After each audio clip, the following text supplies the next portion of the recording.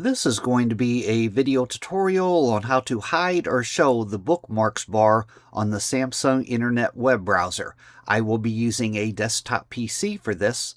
Let me jump over to my browser here. I have the Samsung Internet web browser opened up now.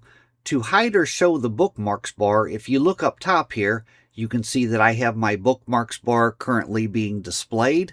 But to hide it or show it, you want to go off to the upper right hand corner, up to the three-dot menu. You want to click on that.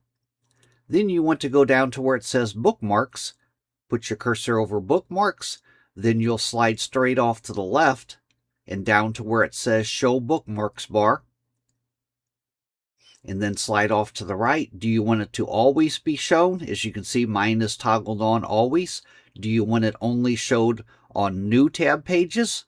Or do you want it never to be displayed? If I toggle on never, you'll see my bookmarks bar will disappear.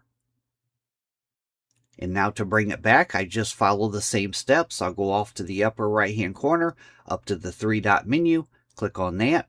I'll put my mouse cursor over bookmarks, slide straight off to the left, down to Show Bookmarks Bar.